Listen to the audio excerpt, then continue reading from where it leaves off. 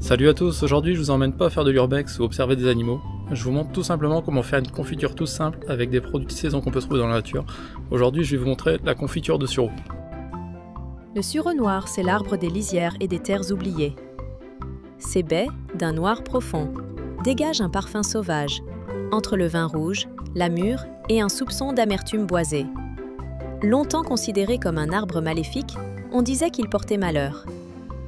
Certains racontent même que Judas s'y serait pendu. Et pourtant, cet arbre si décrié offre chaque fin d'été un trésor d'arômes, riche en pigments, en vertus et en caractère. C'est une nature brute, à apprivoiser. Alors la première étape va consister à détacher tous les fruits ou grappes. Donc comme vous pouvez le voir, il y en a des mûrs, des pas trop mûrs, mais ça n'a pas d'importance, le tri va se faire naturellement. Alors pour enlever le fruit des grappes, il n'y a rien de compliqué. Soit vous les étirez grossièrement comme ça, soit vous frottez entre vos mains sans les écraser bien sûr. Et normalement les fruits qui seront mûrs devraient se détacher tout seuls. Donc c'est l'étape la plus fastidieuse, mais c'est très important de bien séparer les fruits. L'étape suivante sera de nettoyer les fruits, étant donné que ce sont des fruits sauvages, donc il n'y a vraiment rien de bien compliqué. Il ne faut pas hésiter à en récolter pas mal, parce qu'avec le volume des branches, on a l'impression qu'on en a beaucoup, mais comme ce sont des tout petits fruits comme ça, en réalité il n'y a pas grand chose. Donc il ne faut pas hésiter à en récupérer pas mal, mais en revanche, évitez de tout prendre sur le même arbre. Il faut laisser un petit peu pour la faune qui est déjà présente sur place. Donc vous en prenez à droite à gauche, sur 2-3 arbres. Si vous en avez sur votre terrain, ou alors si vous en voyez, eh bien vous prenez que celui qui est à hauteur d'homme, on va dire, au-dessus de 1 mètre et jusqu'à 2 mètres. Comme ça, tout ce qui se trouve en dessous d'1 mètre, eh bien vous laissez ça pour les petits rongeurs et les petits mammifères. Et tout ce qui se trouve en hauteur, eh bien, ce sera pour tout ce qui est merle, pie. Donc quand vous voyez que les fruits arrivent bientôt à maturité, eh bien n'hésitez pas à vous lancer, car les merles et les pies ne vont pas vous attendre. Ils sont très friands de ces fruits. Et vous voyez quand c'est vraiment bien à maturité, eh bien il suffit de frotter entre ses mains et tout s'enlève. En ce qui concerne le goût du sureau, alors pour ceux qui auraient peur, eh bien ça tout simplement c'est à mi-chemin entre le raisin et le cassis. Donc c'est quelque chose de très agréable. Alors pour les personnes qui auraient peur de ramasser du sureau, eh bien il y a une technique très simple, car il paraîtrait que le sureau est toxique. Mais en réalité il s'agit de 2 plantes différentes. Il y a le sureau qui est comestible et le sureau qui ne l'est pas tout simplement. Pour reconnaître un sureau qui est comestible, eh bien, il suffit de prendre en fait des grappes de fruits qui sont plongées vers le bas. Celles qui sont plongées vers le bas, il n'y a pas de souci, et celles qui se tiennent bien droites et dirigées vers le ciel, et bien ceux-là, vous n'y touchez pas, tout simplement. Donc vous dites que tout simplement que ceux qui sont dirigés vers le bas, c'est bon, vous restez sur terre. Vous prenez les grappes qui sont dirigées vers le ciel et bien droites, et bien vous allez au ciel. Donc si vous souhaitez rester sur terre, et bien tout simplement, vous regardez les arbres avec des grappes qui sont situées vers le bas. Ensuite, si vous avez la chance d'avoir un terrain chez vous, un terrain avec un coin que vous ne savez pas comment aménager, et donc vous ne voulez pas trop prendre la tête, et bien vous plantez un sureau. Vous allez dans la nature au printemps, vous regardez une jeune pousse de sureau. En général, ça pousse très facilement. Vous pouvez leur piquer dans votre jardin, ça vous permettra d'avoir déjà d'amener un peu de biodiversité, plutôt que d'avoir que du gazon. Vous allez attirer pas mal d'oiseaux, ainsi que pas mal d'insectes. Enfin, vous allez attirer pas mal de faune tout simplement. Et pour vous personnellement, eh bien, déjà au printemps, vous aurez déjà des bonnes odeurs à la floraison, car c'est vachement agréable comme odeur le sureau. Et vous aurez la possibilité de transformer le sureau plusieurs fois dans l'année en fait. Vous pouvez déjà au printemps, quand le sureau est en fleurs, ça fait de belles fleurs blanches. Vous pouvez faire du vin de sureau. Vous pouvez aromatiser beaucoup de choses rien qu'avec les fleurs de sureau. Et quand arrive l'été, la période août-septembre, après tout dépendra de l'exposition de votre arbre, mais vous aurez la possibilité à cette période-là pour en faire des confitures. C'est ce que je fais quand j'ai le temps. Alors il s'agit de ma première vidéo où je passe derrière les fourneaux, donc n'hésitez pas à me dire si vous aimez ce genre de contenu. Si vous voulez d'autres recettes de saison, alors il ne faut pas hésiter à prendre pas mal de volume, car une fois que vous avez fini de préparer les fruits, comme vous voyez, il n'y aura plus grand chose en fait. Il restera à peine 5 cm de fruits. Mais en déchets, vous voyez, c'est comme les artichauts, il y a plus, quand vous faites le ratio, il y a plus de déchets que vous pouvez mettre au compost que de fruits à récupérer. Donc l'étape suivante, ce sera tout simplement de laver les fruits. Donc on va les recouvrir d'eau. Ça va permettre aux fruits qui ne sont pas mûrs de remonter à la surface, aux impuretés également, et à tous les petits insectes, pareil, de remonter à la surface. On va pouvoir les retirer, et les mettre dans notre bassine et le jeter au compost. Alors pour l'étape suivante, on va tout simplement recouvrir les fruits d'eau comme je vous disais. Donc comme vous le voyez sûrement, toutes les impuretés sont remontées à la surface. Et donc là, on va tout simplement prendre une petite passette, une petite étamine. On va tout simplement récupérer tout ce qui se trouve en surface. On va enlever toutes les saletés. Donc n'ayez pas peur s'il reste encore quelques impuretés à la surface. Nous allons pouvoir les enlever à la cuisson lors de l'ébullition. Ça va s'enlever tout seul de la même manière. Et il n'y aura vraiment plus d'impuretés. Donc l'étape suivante, ce sera d'égoutter les fruits et de peser la quantité que vous avez obtenue. Et vous pourrez ensuite peser le sucre que vous aurez besoin. Il suffit tout simplement de diviser le poids total de vos fruits par 2 afin d'avoir une confiture qui aura vraiment le goût du fruit et non pas une confiture trop sucrée. Alors voilà, j'ai pesé ma petite récolte, donc j'ai 450 g de fruits. Donc on va tout simplement mettre la moitié seulement de sucre, donc soit 225 g de sucre. Vous pouvez mettre du sucre blanc ou du sucre de canne, peu importe. Ne dépensez pas votre argent à acheter un sucre spécial confiture, qui est un sucre enrichi en pectine. Normalement, vous avez suffisamment de pectine dans votre fruit pour que votre confiture prenne. Et en réalité, si votre confiture a des problèmes à prendre, qu'elle ne fiche pas, c'est tout simplement parce que plus vous mettrez de sucre, plus votre confiture sera liquide. Donc si vous divisez, comme je vous disais précédemment, le poids de fruits par 2, vous aurez largement assez de sucre pour sucrer la totalité de votre confiture. Donc vous avez le sureau et le sucre qui est ensemble, qui est mélangé comme ça grossièrement. Vous pouvez ajouter un demi-citron ou un citron entier, tout dépend de la quantité de fruits que vous avez.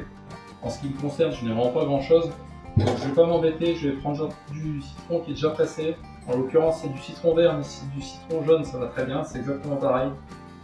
Vous mettez l'équivalent de 2 cuillères par exemple pour la quantité si vous avez 500 g comme moi. Et ça, vous remélangez une nouvelle fois. Donc là, tout est mélangé et la première étape de la confiture est terminée. Vous laissez ça tranquillement sur un coin de table ou au frigo, c'est encore mieux, avec un couvercle, ou alors vous le filmez et vous laissez reposer toute une nuit ou alors minimum 12 heures. Si vous faites ça le matin, vous pouvez cuire votre confiture si vous souhaitez dans la soirée, si vous faites la récolte au matin. Cela va permettre aux fruits de relâcher tout leur eau de végétation et ça va permettre déjà au sucre de se liquéfier et de développer les arômes. En fait, la première partie de la cuisson de la confiture va déjà commencer car les fruits vont commencer à confire tout simplement.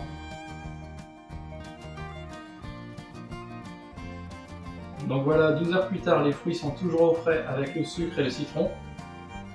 Donc l'étape suivante sera de préparer les bocaux afin d'avoir une confiture qui conserve. Car le but d'une confiture, c'est tout simplement de pouvoir la conserver pendant plusieurs mois et donc ainsi de pouvoir profiter des fruits de saison tout au long de l'année quand ils ont été cueillis à maturité.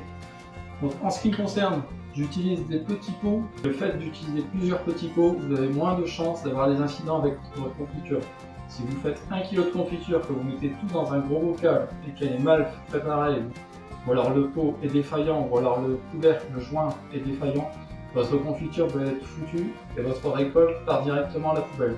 Donc il vaut mieux faire plusieurs petits pots que faire un seul gros pot. Donc tout simplement pour la préparation des pots, il va falloir les stériliser et pour cela c'est très simple. Vous les plongez dans l'eau chaude, même si vos bocaux sont propres, même s'ils sont propres, s'ils sont neufs, qu'ils sont soi-disant propres étant donné qu'ils sont neufs, il faut toujours les stériliser par les sécurités. Donc c'est très simple, vous les plongez dans l'eau chaude, vous attendez qu'il y ait quelques bouillons, vous les laissez 10 secondes, vous les retirez, vous les égouttez sur les côtés et vous laissez tranquillement refroidir. Alors voilà, l'eau est bien chaude, il y a à nouveau un bouillon. Donc vous retirez tout simplement vos bocaux en faisant attention de ne pas vous brûler. Vaut mieux toujours prévoir plus que pas assez, car quand la confiture sera chaude, il ne faudra pas trop traîner afin d'avoir une bonne stérilisation. Alors ensuite, pensez à faire de même avec vos bocaux. Puis on va pouvoir passer à la cuisson de la confiture. Donc vous pouvez commencer à mélanger un petit peu, ne serait-ce que par sécurité. Mais normalement, si le sucre a bien fondu, il n'y a pas de souci, il ne devrait pas avoir de blocs de sucre au fond de la marmite. Et là, vous patientez tranquillement ensuite jusqu'au premier bouillon. Donc pendant que la confiture chauffe, vous pouvez déjà préparer une grande bassine d'eau froide avec un écumoire. Donc il va s'agir d'une des étapes les plus importantes et qui est souvent négligée pour que votre confiture ait une bonne conservation. Alors voilà, les premiers bouillons apparaissent. Donc vous pouvez mélanger un petit peu en écrasant un peu les fruits sur la paroi. Vous pouvez éventuellement la mixer, mais si vous la mixez, il faudra la mixer un peu plus tard quand on aura enlevé les impuretés. Pour le moment, le but c'est plus de faire éclater les dés et de libérer toutes les impuretés qui sont encore dans notre préparation. Donc on va encore attendre qu'il y ait un bon gros bouillon et à ce moment-là, on va enlever l'écume qui commence à se former. Donc voilà, on commence à avoir les premiers bouillons qui apparaissent. Donc là, il suffit de passer à la surface sans prendre les fruits pour enlever toute l'écume qui se retrouve au-dessus. Et dans toute cette écume, normalement, il y a toutes les impuretés. Alors le fait d'enlever toutes ces impuretés vous permettra d'avoir une confiture qui conserve très longtemps. Et ça vous garantira de ne pas vous retrouver avec des petits morceaux de branchage ou alors d'insectes dans votre confiture. Donc c'est une des étapes les plus importantes. Une fois que vous aurez bien écumé votre confiture, qu'il n'y aura plus de mousse qui apparaîtra, vous pourrez à ce moment-là faire un coup de mixeur si vous le souhaitez dedans. Si vous souhaitez avoir une confiture beaucoup plus lisse, mais il faut penser que de ce fait, votre confiture va prendre beaucoup plus vite. Elle sera beaucoup plus épaisse. Pensez toujours à prendre un contenant adapté à votre confiture. Il est inutile de prendre une confiture, une bassine de 25 litres pour 1 kg de fruits. Vous aurez plus de chances que votre confiture attache si vous mettez une grande surface en contact avec le feu. Donc prenez toujours un contenant correspondant à la quantité de fruits que vous mettez en œuvre. Mélangez de manière régulière, mais ne passez pas tout votre après-midi non plus accroché à votre casserole. Si vous avez mis en œuvre les bonnes quantités de sucre et que vous avez bien utilisé un contenant propre, normalement il n'y a pas de souci, votre confiture ne devrait pas attacher. L'étape suivante consiste tout simplement à laisser réduire la confiture, puis la mise en pot. Alors en ce qui concerne la cuisson, je vais tout simplement vous montrer une technique qui est très simple. Vous prenez un contenant que vous remplissez d'eau froide. En l'occurrence, moi j'ai pris une bouteille transparente de produits ménagers, mais peu importe. Le but c'est pas de le voir. Le but c'est de vous montrer ce qu'on doit obtenir. Donc vous prenez un peu de votre confiture, vous laissez égoutter. Votre eau est bien froide et vous faites tomber une goutte dans votre contenant. Si votre goutte se délite, eh bien tout simplement c'est que votre confiture n'est pas prête. Normalement, quand votre confiture est prête, la goutte va se figer quasi automatiquement dans l'eau froide. Donc pensez dès à présent à mettre un pichelet d'eau froide ou un petit bol d'eau froide dans votre frigo ou au congélateur. Cela vous permettra de savoir si votre confiture est bonne à mettre en pot ou non. Donc on va laisser encore réduire la confiture un petit 5 minutes. Vous pouvez déjà préparer d'avance un entonnoir ainsi qu'une louche pour transvaser votre confiture directement dans vos pots et éviter de vous brûler. Si vous êtes comme moi que vous n'avez pas d'entonnoir, vous prenez une bouteille en plastique, vous la coupez tout simplement. En ce qui me concerne, moi j'ai pris des petits pots, donc j'ai pris une bouteille petit format. Vous pouvez prendre une bouteille de 1,5 litre si vous avez des grands pots de confiture. Alors à présent ça devrait être bon. Quand vous voyez que votre confiture commence à se figer un peu comme ça au contact de l'eau froide, et bien tout simplement c'est que votre confiture est bonne. Vous voyez, on dirait un peu des méduses qui sont dans l'eau. Et bien à cette texture-là, et bien, soit vous prolongez encore la cuisson un instant, soit vous l'arrêtez. Alors une fois que votre confiture est cuite, il n'y aura pas de temps à perdre, il faudra préparer vos bocaux. Donc vous positionnez tous les bocaux que vous estimez, voire même plus, avoir besoin devant vous. Il vaut mieux en prévoir plus que pas assez. Donc vous transvidez ça tranquillement dedans, sans vous hâter, mais pour ne pas vous brûler, mais sans trop traîner non plus. Vous les remplissez à 90% environ.